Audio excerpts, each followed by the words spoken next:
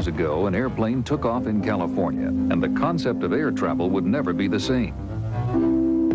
The DC-3, the plane that helped the airlines grow and taught the public to fly, that helped win World War II and lived on to perform service around the world today. Come meet that airplane, the DC-3, and the people behind it. Emergency exit light, armed, thrust computer, set for takeoff, spoiler handle, it's armed. The cockpit of a DC-10 with its 3-member flight crew. As the huge 250-ton jet moves toward the runway at Boston's Logan Airport, its crew run through their usual pre-flight checklist. They're on and checked. Packs and pneumatic supplies are set and checked. Dozens of systems are checked and checked again to ensure that this product of modern technology is ready to fly. But suddenly, across the field like a phantom out of time, a little twin-propeller DC-3 scurries by. And in its cockpit, its 2-man crew is engaged in its own pre-flight check. Okay, have to start. First lights, steer on, power switch, on the ships, hydraulics, up and up, clear hanging. A vision from another age, but still a very real part of the working scene today. Hydraulic pressure, up there. A living reminder that this 50-year-old classic is the grandfather to today's modern behemoths. As the DC-10 crew maneuvers closer to the runway, they check through their final items. Takeoff PA, it's on. Takeoff checklist is complete. And soon behind it, its little ancestor also falls into position. Oh, looking good. Final 4 to go, okay.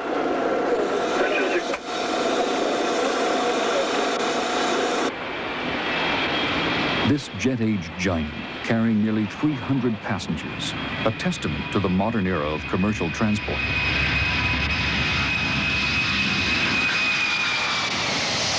But air travel today, so much a part of our lives. It's easy to forget in many ways it all started only 50 years ago, here in the DC-3. The plane that made it possible, the plane that helped the airlines grow and taught the public to fly. And now, in its 50th anniversary year, through the winds of history, that very plane has emerged, still playing a bright, active role in our world today. There's possibly no finer tribute for the DC-3, the plane that changed the world.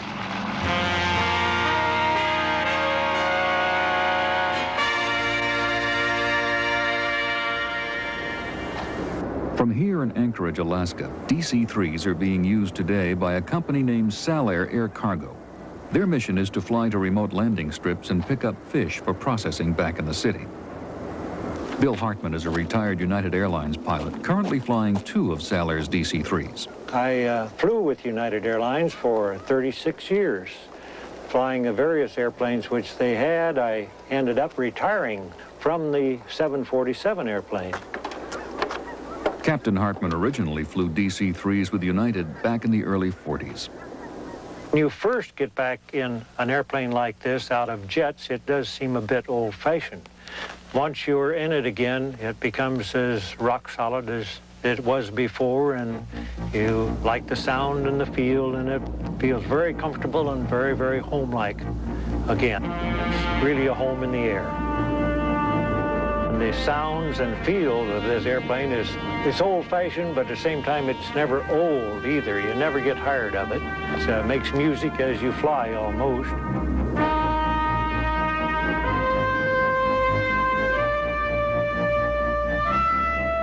Salair's headquarters are found south of here, in the shadows of Mount Rainier in Seattle, Washington. It was several years ago when this unusual operation got started.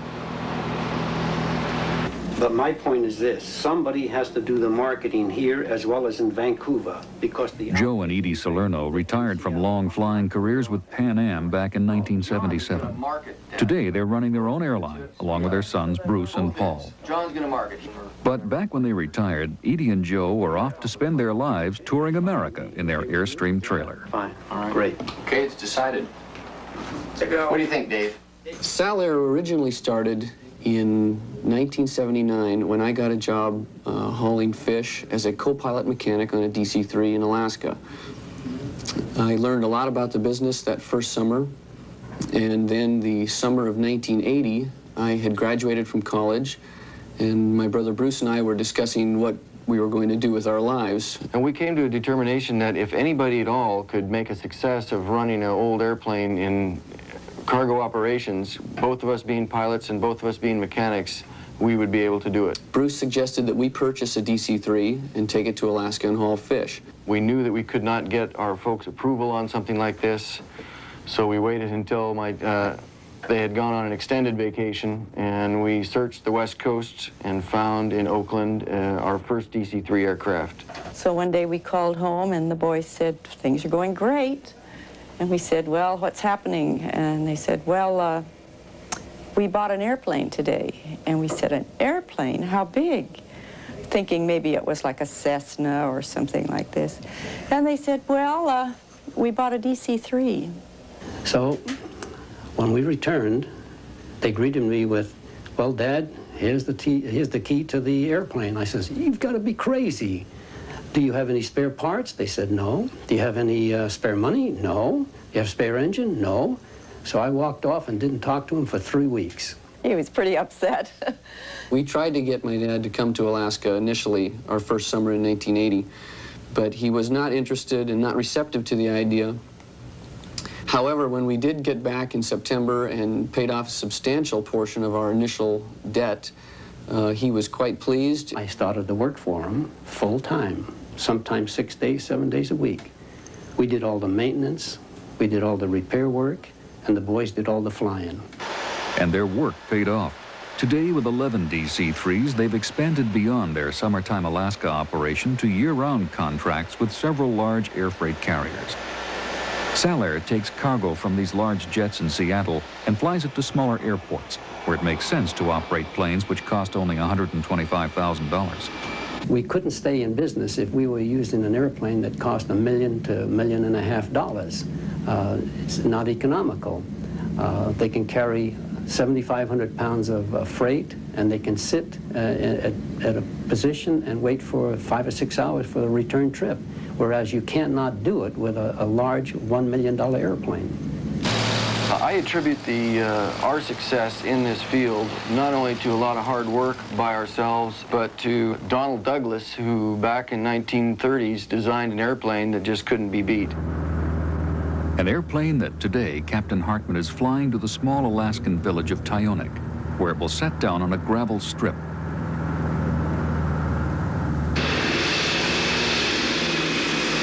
With its strong landing gear and its unique abilities to set down on short, rough airstrips and to carry tremendous loads, it's an ideal way to move fish from remote locations. As the village fishermen gradually come in with their salmon, the plane can just sit and wait without costing Salair a fortune. The fish is loaded into boxes, which are put aboard the plane to fly out for processing. With the plane's great space and ability to carry 1/3 of its own weight in cargo, these 3,000 pounds of salmon are soon on their way to Anchorage and then on to the tables of the world. 50 years after its creation, the DC-3 is still on the job, doing what it's always done best, performing ruggedly and dependably, making money for its operators, indeed putting them in business and keeping them there. An impressive feat for an airplane one might expect to find only in a museum. Deservedly, the DC-3 can be found in a museum as well, at the National Air and Space Museum in Washington, D.C., where Peter Brooks is a visiting scholar in aircraft structure and design. The DC-3 certainly was a force that changed the world in its time, and the reason for that, I think, is that it really made serious commercial air transport possible. It was the first air vehicle which really offered prospects of making money out of it commercially while satisfying a public demand for common carriage. In the early part of this century, engineers were struggling heroically to master the elements of flight. A flying machine is a delicate balancing act between competing forces, assembled into a package that will preferably stay in one piece.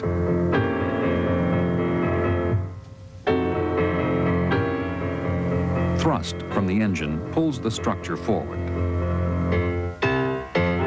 Lift from the wings is supposed to pull the structure upwards. Drag from the air rushing past stubbornly opposes our intrepid flyer's forward motion.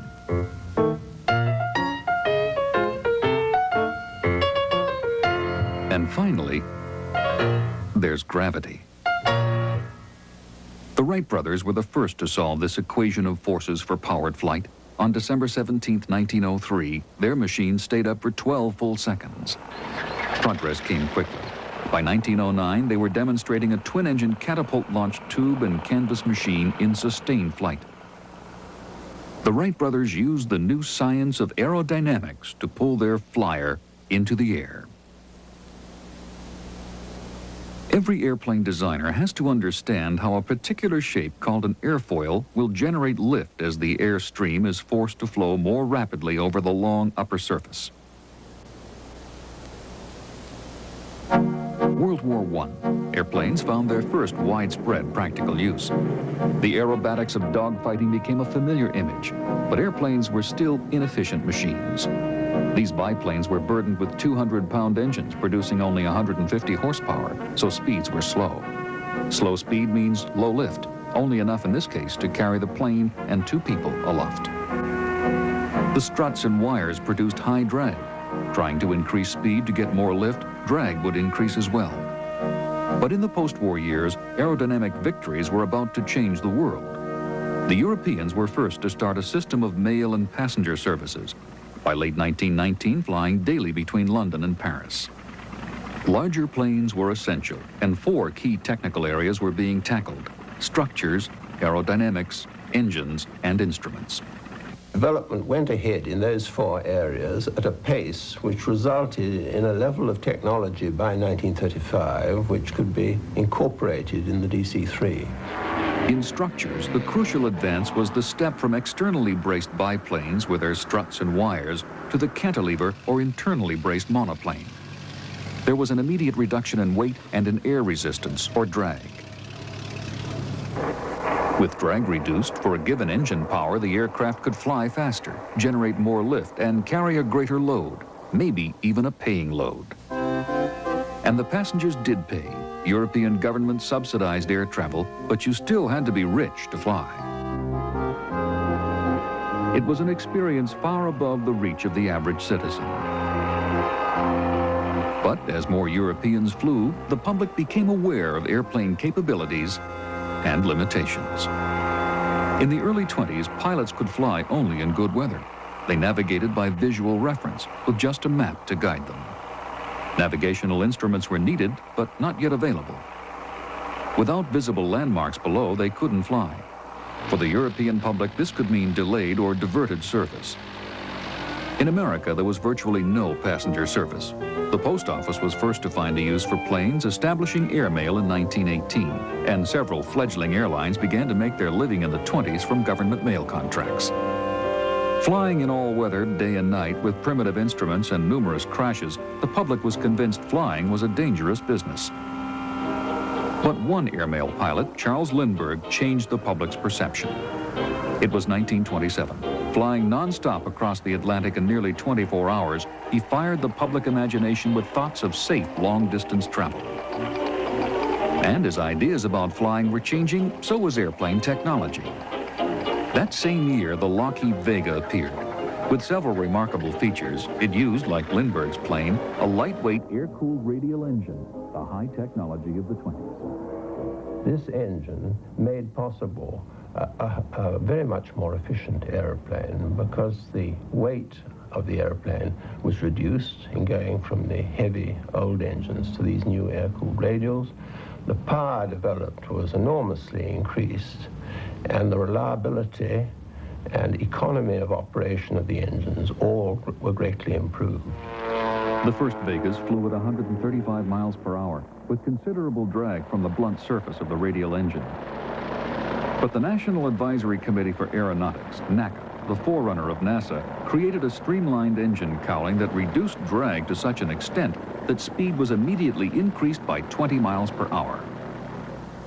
The gifted designer of the Vega was Jack Northrop, whose innovations would later be used in the DC-3. His Vega was an all-wood structure, and it introduced the stressed skin monocoque fuselage, which was a shell-like body with its strength contained in the outer skin itself, much like an egg. Stressed skin was a major advance. It made possible a space-filled interior with much less weight than this cluttered conventional girder-type construction. The Vega could hold 6 passengers who were offered greater distances and speed by its improved engine, streamlined design, and lightweight structure. The technology was coming together, and by the early 30s, public confidence in flying was on the rise. Aviation heroes and improvements in airplanes had convinced people that flying could be reliable, practical, enjoyable, and possibly even safe. Since the mid-20s, pilots had kept in radio contact with controllers on the ground, but now there was a revolutionary new flying aid, radio signals that kept a plane on an exact course. The signals were emitted from a network of ground stations. Planes could now fly in heavy cloud conditions and at night, and could be scheduled on a regular basis. So by the early 30s, technology had made important strides. Engines, greater horsepower with lighter weights. Structures, greater strength and more room inside. Aerodynamics, streamlining and higher speed. And instruments, all-weather day and night flying. And these advances were beginning to reshape public attitudes. Flying was no longer considered an activity exclusively for madmen or heroes, and the average person began to entertain the notion as a distant personal possibility. While more people were flying, the total number was still small. The Great Depression was on and air travel was expensive. Passenger capacity on the planes was tiny, and the airlines eked out a profit only from the government subsidy they received for the mail they carried. Then, tragedy for the airlines. 1931. A TWA wood and metal Fokker trimotor flying into severe icing in Kansas crashed. Among the wreckage, inspectors found signs that the wooden ribs of a wing had been rotting. One of its passengers was Newt Rockney, the beloved coach who had put his Notre Dame team on the map. As the nation mourned his loss, the Civil Aeronautics Authority drafted new regulations for the inspection of wooden aircraft. It was a turning point beyond which the commercial aircraft then being used had no future. Jack Fry was TWA Vice President of Operations, and he faced a dilemma. He needed something better than the wood structure Fokker, and his competitor United Airlines was proudly introducing the all-metal Boeing 247. It was a stressed skin monoplane with 2 cowled engines, faster than the Fokker by 70%. Although the 247 represented the first truly modern plane of its era, the design contained shortcomings. It had only 10 seats, and the cabin was obstructed by 2 wing spars across the aisle. In any case, the initial production of the Boeing was earmarked for United Airlines, Jack Fry's rival, so he could not obtain them. The best he had available was the much slower all-metal Ford trimotor. TWA did the best it could to convince the public of the Ford's acceptability.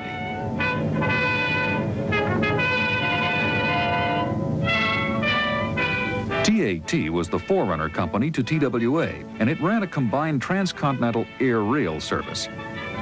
By rail at night when things were dark and dangerous, and by air in the day when planes were fit to fly. The big tri-motor all-metal plane is ready and waiting, equipped like a Pullman car. Its roomy cabin is well lighted and heated in wintertime. Seated in our comfortable chairs, we are all set now to see America best. The field rushes by, then all is flowing smooth. But any early traveler on these flights might recall some truer details. Tommy Tomlinson was a naval test pilot who came to work as technical assistant to Jack Fry at TWA. He had flown hundreds of hours in the Ford trimotors. Flying in the old Fords and Fokkers was really almost an ordeal from a passenger standpoint. The planes were extremely noisy. There was vibration. The ventilation, heating during cold weather was spasmodic and not too well controlled. For a transcontinental flight, it was almost deafening. That is, a person would make a flight, particularly in the old all-metal Ford, which shivered, shook, rattled, and the noise of the engines, you'd be almost deaf for a couple of days after you arrived at your destination. Plane train from New York and the east, arriving 4:20 on time.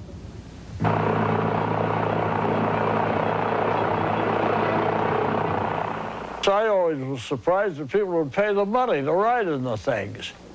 And with the Depression on, not that many people were paying the money to fly in them. We were lucky to have 6 or 7 passengers out of the possible 12, and usually out of the 6 or 7, half of them would be deadheads. They would be for publicity purposes or friends of somebody or other. The airlines faced bankruptcy. They had to have a completely new airplane that would carry more passengers, carry them faster, with dependability and the potential of making money. Jack Fry was desperate for something better than the Fords, and with a Boeing 247 unavailable, he wrote a letter to 5 airplane manufacturers of the time, a letter that would change aviation history. He requested them to design a plane which would surpass the Boeing and would take fullest advantage of the best technology of the day. In Santa Monica, Donald W. Douglas was one of the recipients of Jack Fry's letter. Douglas was one of the better-known aviation designers at the time, and his small company had primarily been manufacturing military planes. Arthur Raymond was assistant chief engineer in the shop in those days, soon to become one of the principal designers of the DC-1, 2, and 3 series. When we received the letter from Jack Fry, Doug called in the design team, and within, I would say, a week, we had the 3-view drawing made, we had performance estimates made, we knew about cost and delivery, and we were ready to submit the proposal. The team's proposal was for a bimotor, not the tri-motor Fry had asked for. It was an important departure from the original request. We disliked the idea of a tri-motor so much that we never even considered it. The nose engine in the tri-motors, in my opinion, was a curse. It introduced into the structure of the fuselage and the passenger cabin the unpleasantness of vibration, noise, odor, and the hazard of fire. But Fry had requested 3 engines for a reason. At the time, pilots were used to flying tri-motors, which gave them a sense of security. If one engine failed in flight at high altitude, there were still 2 others to get them down safely. Charles Lindbergh was a technical advisor to TWA. Shown here inspecting an engine factory, he was especially concerned with issues of engine reliability. For the new design, he insisted on an airplane that could meet the strict test of being able to cross the Rockies, the highest part of TWA's route, at a safe altitude with 1 engine dead. It was a challenge for the Douglas team, who proposed a large plane with only 2 engines. But aware of the increases in engine horsepower, the advances in streamlining and aerodynamics, the invention of instrument aids, they had faith in their design, which rapidly brought together the best advances of the past decade. Once we had the preliminary design done, I was chosen as assistant chief engineer to go east to New York and confer with TWA, together with Harry Wetzel, who's our executive vice president and business manager. We decided, because there had been quite a number of airline accidents about that time, and because we really wanted to get there, to go by train.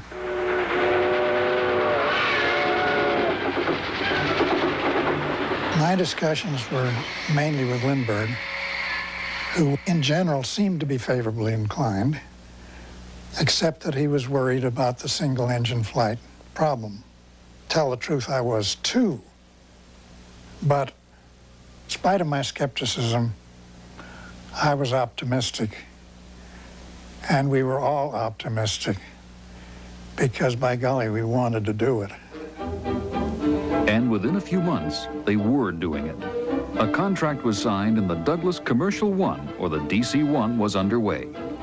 But throughout construction, the team worried whether the recently available more powerful engines could really do the job to lift this large 12-passenger plane and meet Lindbergh's 1-engine out test. Two engines from different manufacturers were being considered for the contract. The Wright Company's Cyclone, 710 horsepower, in testing was experiencing cylinder cooling problems. And the Pratt & Whitney Hornet, 700 horsepower, which was having trouble with oil consumption. These engines represented the latest improvements in power plant technology, the most advanced horsepower of their day.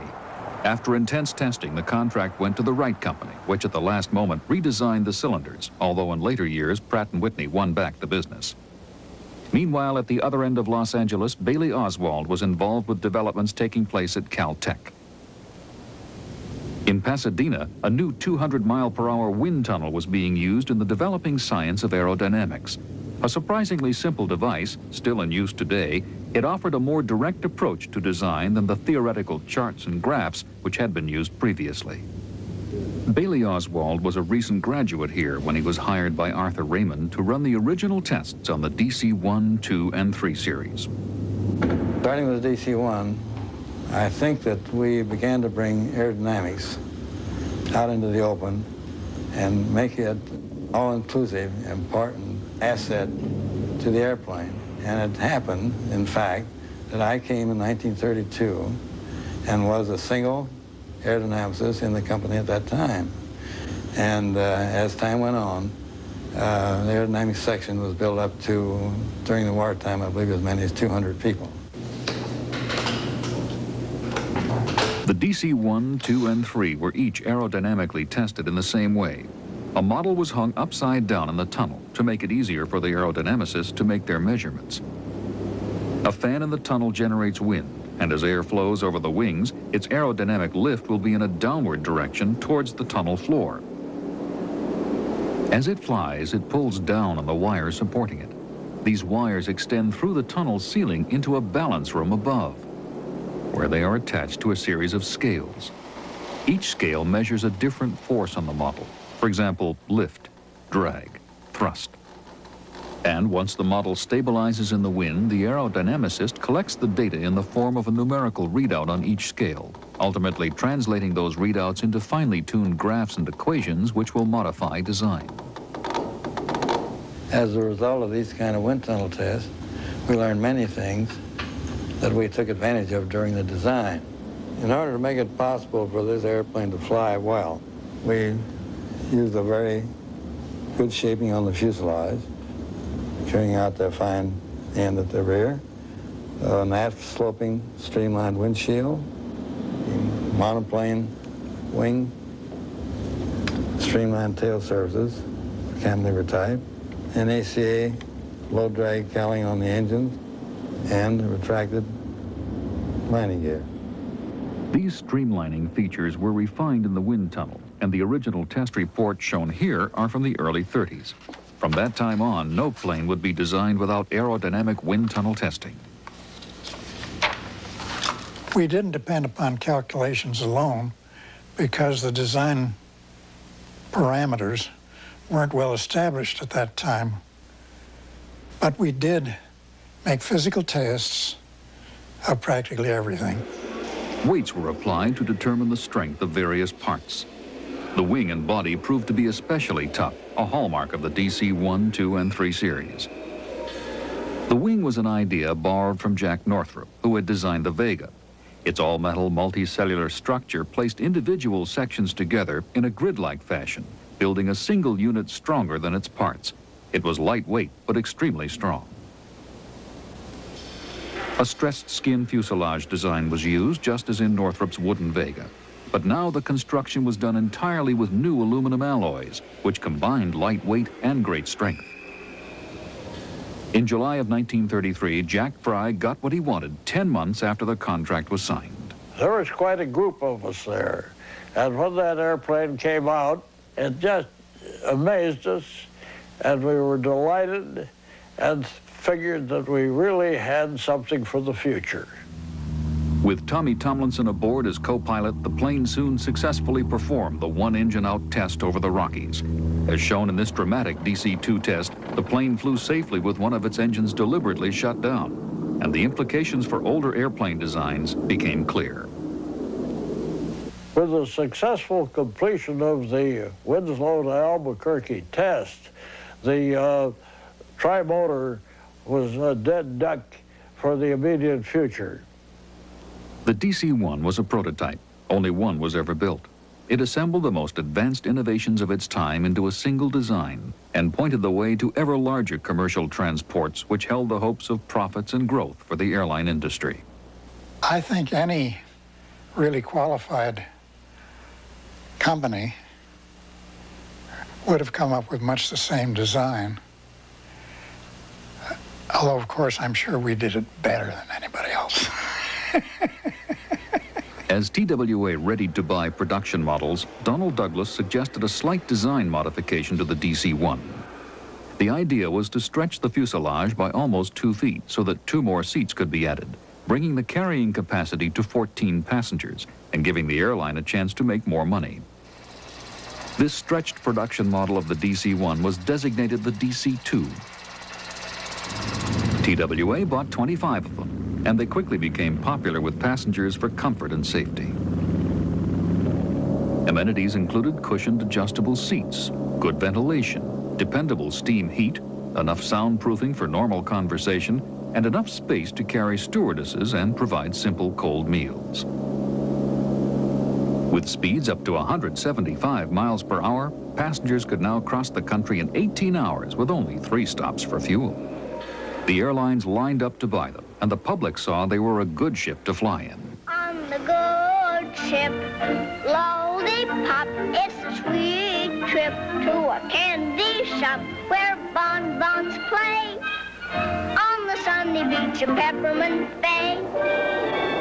Hollywood wasted no time in discovering the DC-2, but the plane's real stardom was secured in the McRobertson Trophy race from England to Australia.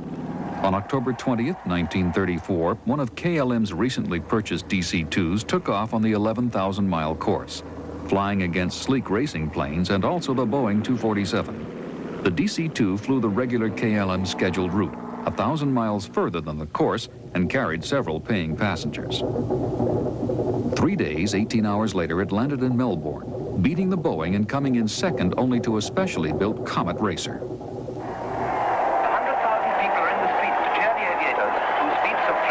The aviators were heroes, but the true hero was the plane. With its worldwide reputation made, airlines everywhere began to buy them. More people than ever now travel by air, taking advantage of the DC-2's modern speed and comfort. But as a 14-passenger carrier, it still wasn't holding enough people per trip to make profits without the continuing airmail subsidies. Something bigger yet was needed, and the search for the DC-3 was on. There were 3 passenger carriers flying the long transcontinental routes in the early 30s, and American Airlines was one of them.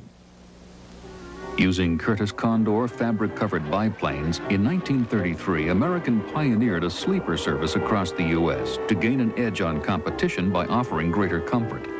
The Condors had the room to accommodate 14 Pullman-style berths, but they were slow and old-fashioned. At the time of the DC-2, C.R. Smith, shown here with Eleanor Roosevelt, had just begun his 30-year command as president of American Airlines. Together with his chief engineer, Bill Littlewood, he wanted to get rid of the Condors and update the sleeper service. The late Bill Littlewood recalls. C.R. Smith and I went to Donald Douglas and had conversations concerning what might be done to the DC-2 to make it into the kind of an airplane we were seeking. What they envisioned was a larger plane that would be a modern 14-passenger sleeper and at the same time could give them the option to carry as many as 21 passengers in a daytime configuration. This would be accomplished by widening the DC-2 fuselage 26 inches to accommodate another row of seats and increasing the wingspan by 10 feet to give the greater lift needed for the plane's additional size and weight. At the time, Donald Douglas was heavily involved with DC-2 production. His initial reaction to Americans' plan was not favorable. Doug was not too enthusiastic about the idea of introducing a new model when our shop was full of orders for DC-2s. But CR convinced him. We told Douglas we'd take the first 20 airplanes he developed and pay for them. And they were very influential. Because 20 was a bigger order in those days. 20 was a bigger order in those days than 200 would be now. Building began, and C.R. Smith collaborated closely with the Douglas Design Department, where Arthur Raymond was now in charge as chief engineer. As the plane took shape, the designers once again incorporated the great sturdiness of the monocoque fuselage, with now even lighter weight aluminum alloys employed in its all-metal stressed skin. The great strength of the multicellular wing, and the wind tunnel tested streamlined surfaces to reduce drag and increase speed. Finally, on December 17, 1935, the 32nd anniversary of the Wright brothers' first flight, C.R. Smith got what he and the world's airlines had been hoping for. The first DC-3, the Douglas sleeper transport version, was quietly test-flown over the Santa Monica factory. In structure and design, it had the basic excellence of the DC-1 and the DC-2. But it also improved on them. It became the crown jewel of the series. A stronger landing gear would give it more rugged performance on rough airstrips. These newly available 1,000 horsepower engines made it feasible to build a plane whose increased size and weight was a clear impossibility just 2 years before. The new engines, along with the additional 10-foot wingspan, combined to lift this jumbo wide body of its time with the necessary speed and power to transport people in a new world of comfort and safety, the likes of which had never before been experienced in aviation. Since passenger planes were still not pressurized, flight was limited to 10 or 12,000 feet, where turbulence could still be considerable. As a result, in its design, C.R. Smith had emphasized all aspects of comfort in order to attract passengers. In the daytime version, with its 21 adjustable seats, its sound insulation, its decent steam heating and ventilation, its light colors, its tall ceiling, and in the nighttime sleeper version with its 14 berths, comfort was everything. Your ship flies steadily, smoothly through the quiet of the night. Within the American Sky Sleeper, you have a soft, luxurious berth. It may be a sweltering night for earth dwellers, when people sit up all night long because they cannot sleep. But up here, you sleep under blankets. Stewardesses became a routine part of the flying scene to tuck people in, physically as well as psychologically. Up here in the Sky Sleeper, you're cozy and warm. You breathe air swept clean by the winds of the world, while the purring motors lull you to sleep. See, of all people, now how did you get that? Well, isn't that beautiful? And that brings it all back. This is service that was used on the DC-3 sleeper. Oh, that's... See this. This is that body of the airplane. You must remember that. That's yes, a step but I haven't seen it for so many years. A reunion of 3 of the first American Airlines stewardesses. Yeah. We served plenty to them, but it wasn't. And they always over. got free cigarettes. Phoebe King got her wings from C.R. Smith in the class of '39, in the days when flying was still something new and special. On Sunday nights, when I took my flight out of Chicago, they would have, there many people behind the fence, and we had to check in over at the hangar and walk across the airport to our plane. And as we went by the fence, they would hand us their autograph books. And then they'd ask us questions, how long does it take to get to Newark, and all this sort of thing. Lillian Fetty, like her colleagues, had originally trained as a nurse, a requirement for all stewardesses at the time. They wanted capable, trained, disciplined people on the airplane, so that any of the passengers, if it was their first flight, or if it was a rough flight, or if they were nervous, we were capable of instilling confidence in them. Air sick? We don't mention that. Marge Markley began her service on the DC-2s and was there when the DC-3s arrived. There were 21 passengers on the plane if it was full, and most of them were business people that flew maybe 5 or 6 times a month, and you really got to know them, so it was a very personal type relationship there. Where are we now, Miss Kelly? We're flying over Dearborn, Michigan. We left Chicago here about an hour ago and flew right along here. And now, if you look out the window, you can begin to see Detroit below us. Oh, Barry, look. Yep, there she is. With the galley installed on the DC-3s, hot meals were now available for the first time to the flying public. Fried chicken, mashed potatoes with gravy and peas, and maybe a little salad. That was standard fare. It would be lunch or dinner. DC-3 itself was just a gorgeous plane, and of course we felt that the future was in flying. I think we all felt that because it seemed so luxurious to us that we had food and drink and all those things on it, meaning coffee and soup and these things for the passengers. And we felt so secure and safe in this DC-3. The plane's comforts made it a great popular success, but it also became known for its modern instruments and safety. Captain, do you have time to explain the radio beam in the control? Really? We fly the highways of the air, Mrs. Cole, same as you fly the highways on the ground. Ours is a highway of sound. Oh, yes. About 2 hours ago, we left Chicago here. We're headed for New York here.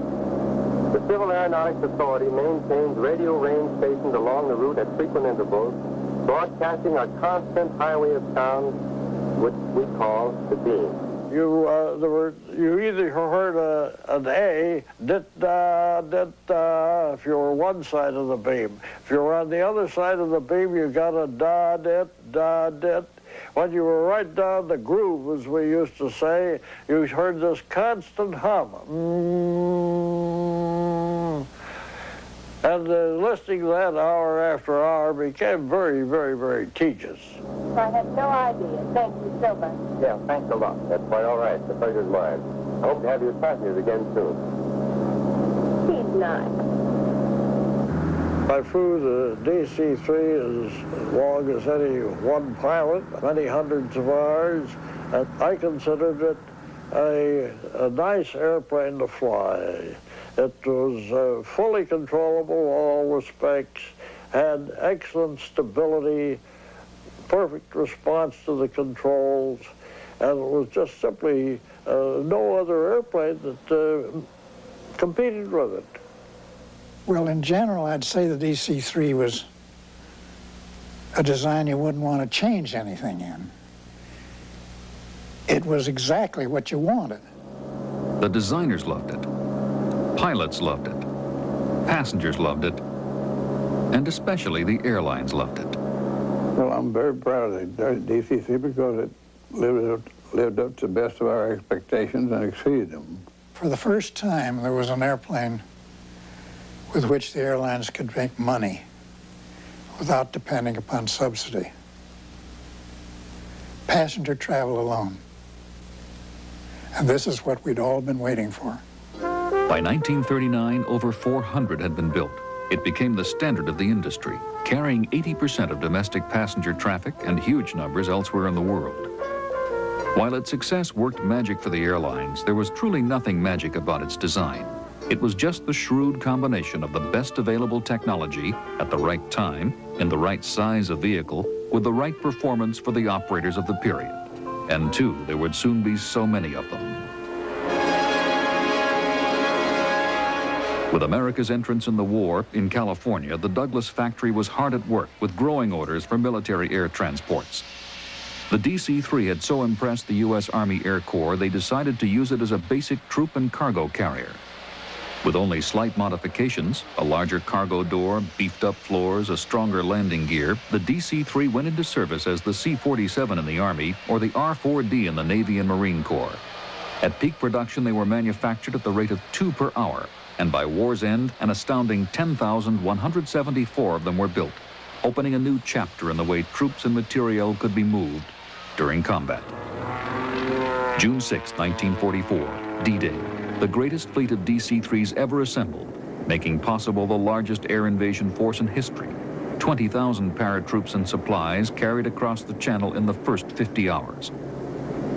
Known variously as Sky Troopers, Dakotas, Sky Trains, 1,200 of them flying 4 abreast in a column 200 miles long. And their solid presence was felt around the world. The island-hopping campaign in the Pacific would never have been possible without it. The workhorse of the air, whose nicknames Goonie Bird, the Doug, Old Fatso seemed never to end, moved vehicles, weapons, supplies. It rescued the wounded, and for thousands of GIs, it was the first aircraft they'd ever flown in. With its special talent to take off and land on short, rugged airstrips, the plane was tested to its limits and beyond. The Japanese were coming in at the south end of the city, and the airport was at the north end. And we weren't able to get gas. The gasoline people had left. But while we were there, quite a few Burmese came aboard. When we arrived at Calcutta, we found that our total complement in the cabin was 72, most of them, of course, small, many babies, and when they opened the baggage compartment, they found 4 more in there. 76 people on a DC-3. That's a pretty good load. No wonder that by the war's end, Eisenhower would credit the DC-3 as being one of the pieces of equipment most responsible for Allied victory in World War II. In the years following 1945, the many thousands of war surplus DC-3s were converted in great number from military to commercial passenger use. But it wasn't long before the DC-3s were soon passed over by the airlines, which saw greater profits in newer designs. Designs which grew out of the DC-3, grew out of its all-metal, streamlined, large-capacity, safety and comfort legacy. It was an era of pressurized planes which could comfortably fly above the weather, could fly faster with higher-powered engines, and could carry more people. With the advent of jets in the 60s, it seemed certain the DC-3 would die, while only its traditions continued. The last DC-3 was built in 1946, yet strangely today, the plane has lived on to find a niche for itself in the world.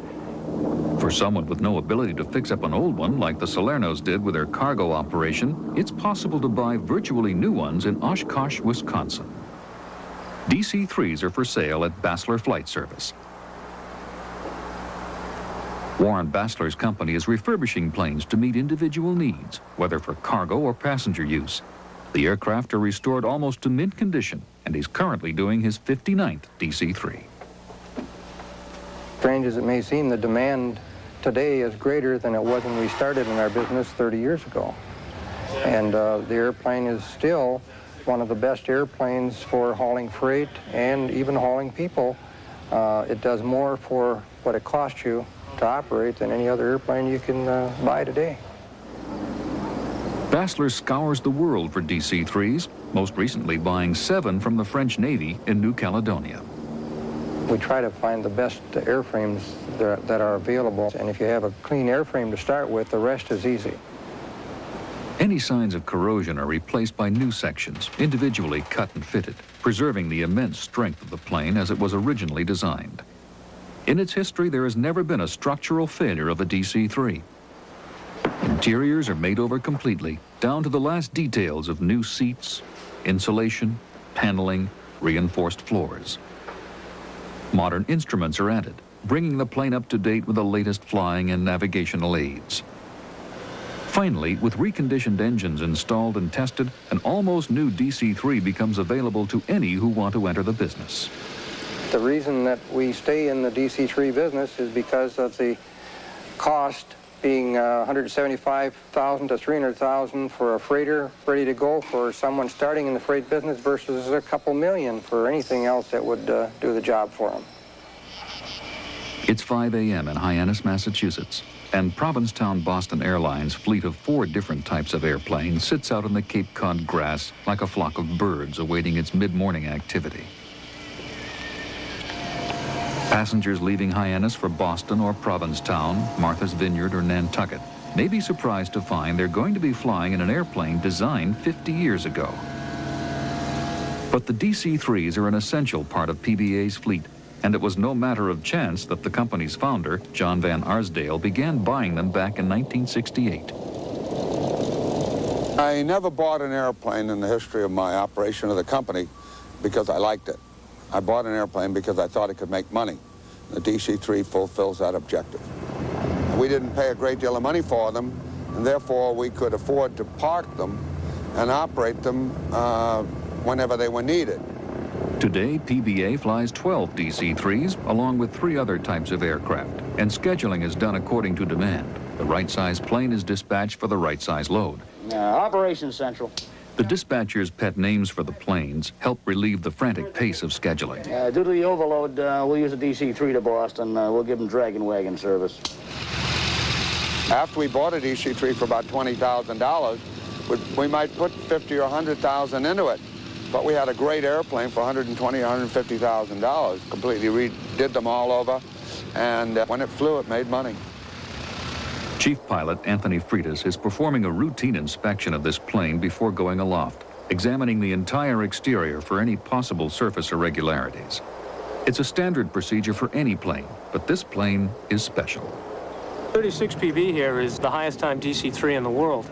It's the highest time airliner in the world. It's got over 88,000 hours on it right now. It passed the one that's hanging in the Smithsonian some time ago.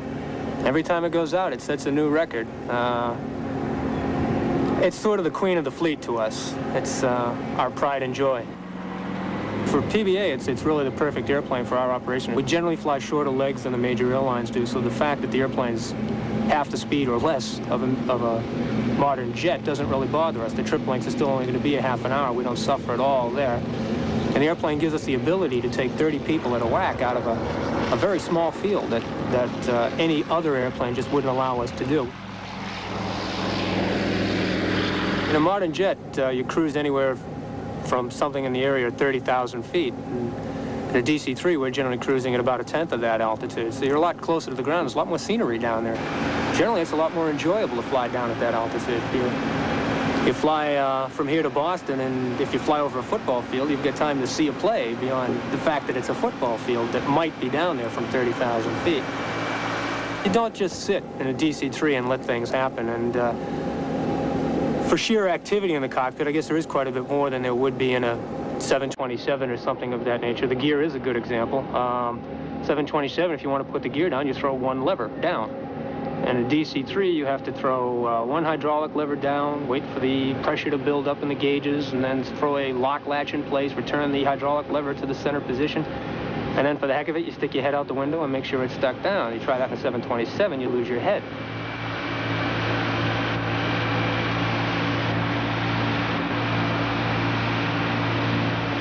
The plane is flown at 155 miles per hour, and with the Boston runway in view, speed is cut to 95, enabling it to land in 1/10 the space needed for a modern jet. Well, the airplane was built to fly at a slower speed. As a result, it's always being affected by the environment, by the winds that are on the airport itself, or by a jet blast from a passing airplane or something, whereas a modern airplane, a 727, once it's on the ground, essentially becomes a truck. You start steering it. This airplane, you've got to fly continually all the way to the gate and shut down the engines and wait for them to lock the controls before you give it up as an airplane. There is no airplane today that will replace it for what we use it for. On a short haul out of a short airport, there's nothing that even comes close. And any airplane that can do what this thing does and did for the airlines and for us is just, there's no question, it's a superior aircraft.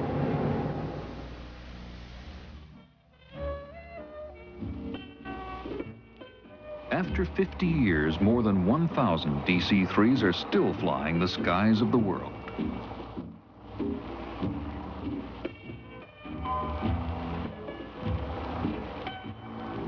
DC-3 has been called a very well-loved airplane. I think that comes about through the fact that there were so many of them, and so many people have experienced travel in the DC-3, some of it under rather arduous and dangerous conditions, and come through unscathed. So there are a lot of stories that accumulate about the good old DC-3, the Goonie Bird, and so forth, with a feeling of affection. Also, you kind of feel affection for somebody that's as old as a DC-3. I hope.